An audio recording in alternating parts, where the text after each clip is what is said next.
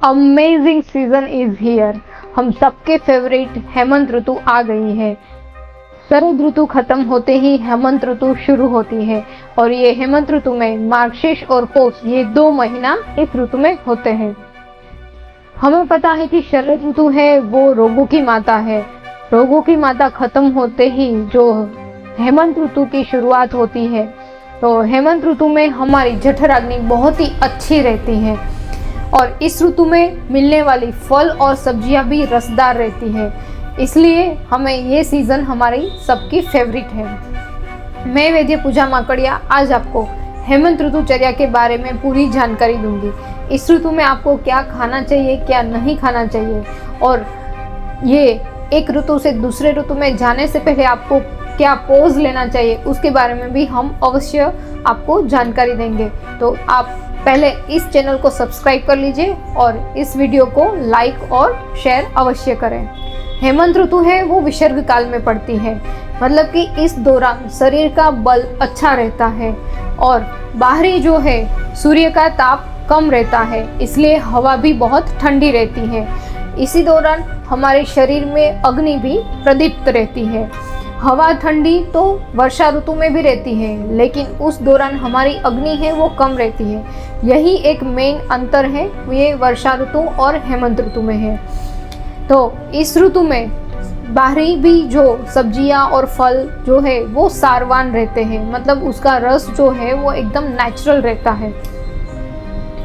तो इस ऋतु में मार्गशीर्ष महीना मतलब कि कार्तिक महीना खत्म होते और मार्गशीर्ष महीना शुरू होता है। तो कार्तिक महीने के जो लास्ट 7 डेज है वो और मार्गशीर्ष महीना जो शुरू होता है उसके जो पहले के 7 दिन है, ये दोनों मिलके जो 15 दिन का काल है, मतलब ये ऋतु संधि का काल है।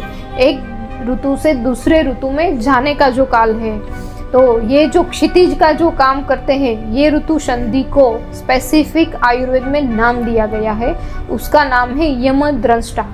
यम वी ऑल नो कि यम मीन्स यमराजा और दंष्टा मीन्स टिथ, कि सिर्फ अपने दांतों से ही जीव को हरने का जो काल है उसको यम द्रष्टा काल बोलते हैं। क्योंकि अगर देखा जाए तो मॉर्टालिटी रेट इस दौरान में सबसे ज़्यादा रहता है। तो ये जो काल है उसमें आपको क्या ध्यान रखना चाहिए?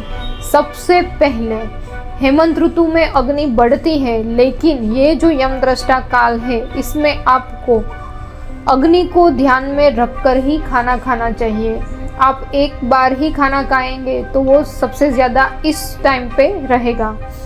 इसके बाद जब हम मार्गशीर्ष का बाकी का महीना और पौष ऋतु में आप आराम से अपनी जठराग्नि के अनुसार अवश्य खा सकते हैं। तो हेमंत ऋतु का जो पहले का शुरुआत का जो पोज है उसको समझकर आप खाएंगे तो आपको उससे होने वाली बीमारियां नहीं होगी। इसके अलावा इस हेमंत ऋतु में आपको वातज और कफज मीन्स के वायु से रिलेटेड और कफ के रिलेटेड आपको रोग होने संभवित होते हैं। इसके अलावा दम, श्वास, पैरालिसिस और कई बार जो कॉमन हमारी डिजीज़ है जैसे कि होंठ फटना और पैर के तलवे फटना, स्किन रूखी हो जाना, ये सभी कॉमन डिसऑर्डर इस दौरान आपको मिलते हैं। तो इस हेमंत ऋतु में आपको किस प्रकार का खाना खाएंगे तो आपकी हेल्थ अच्छी रहे और आपको इस ऋतु से होने वाले रोग है वो ना हो। तो पहले खास करके इस ऋतु में आपको स्निग्ध मीन्स के तेल और घी से बनाए हुए व्यंजन जो पचने में हेवी हो, मतलब कि गुरु भोजन, इस समय आप अवश्य कर सकते हैं। और दिसंबर के मास में हमें बाज़ार में नए चावल भी आते हैं, तो इस सीज़न में आप नए चावल अवश्य खा सकते हैं। इस दौरान आपको पुराने जो चावल है और पुराने जो धान्य है आपको नहीं खाने चाहिए। इस समय आपको मधुर भोजन मतलब कि स्वीट टेस्ट वाला भोजन आप खा सकते हैं और धान्य में आपको मकाई और ज्वार भी आप खा सकते हैं और रागी जो है इस दौरान आपको नहीं खानी चाहिए। इसके अलावा साग में मतलब कि सब्जियों में क्या आप खा सकते हैं? इसमें तरह तरह की सब्जी जैसे कि लौकी, भिंडी, तरोई, कुंदरू, मेथी, कद्दू, पालक, पत्ता गोभी, फूल गोभी, टमाटर, ये सब आप इस दौरान खा सकते हैं। सहीजन है, सूरजमुखी है, सूखी मेथी है, इसको आप अवॉइड करें। पल्सिस में मीन्स शिम्बी धान्य में आपको उड़द, चोली और मूंग से बनाए हुए व्यंजन खा सकते हैं। गुजरात में प्रख्यात अड़दिया पाक इस ऋतु में सबके घर में बनता है और सब इस ऋतु में इसका अवश्य सेवन करते हैं। और ये अड़दिया पाक जो बच्चों से लेकर बड़े के लिए एक पुष्टिकारक एक मिष्टान्न है।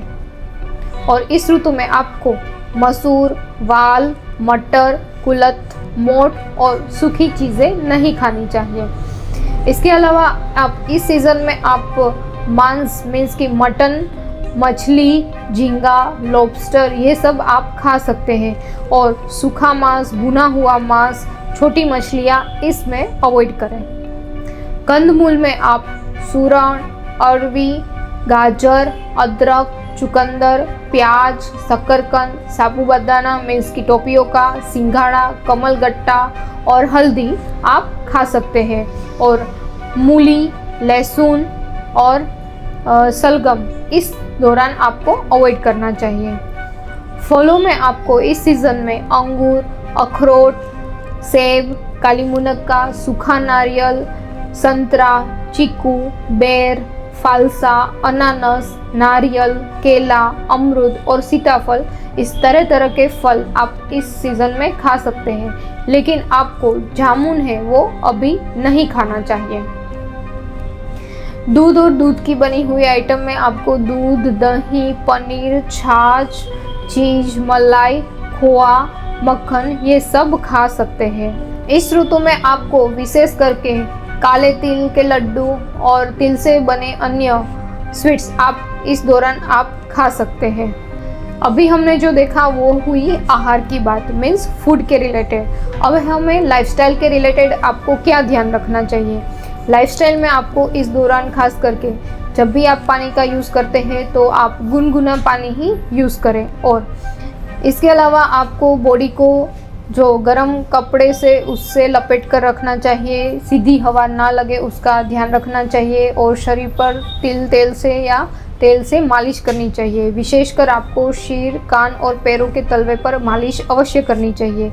हर रोज़ आपको नश्य करना चाहिए मीन्स नाक में 2-2 बूंद तेल की या गाय के घी की बूंद डाल सकते हैं। इस सीज़न में आपको दिन में बिल्कुल भी नहीं सोना है, ठंडे पानी का स्पर्श नहीं करना है और ठंडी हवा से भी आपको बचना है। हो सके तो इस ऋतु में गहरे रंग के वस्त्र पहने और सफ़ेद और हल्के रंग के वस्त्र इस सीज़न में नहीं पहनना चाहिए। और जो हल्की धूप है उसमें आपको सेवन करना चाहिए। तो ये जो हम सबकी प्रिय ऋतु हेमंत ऋतु में अगर आप इस तरह से आपका खान पान रखते हैं तो आपकी हेल्थ बहुत अच्छी रहती है और उससे होने वाले जो भी डिजीज़ है इस ऋतु में होने वाले उससे आप बच सकते हैं।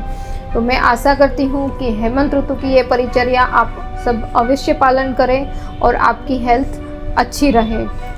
स्वस्थ रहो, मस्त रहो। धन्यवाद।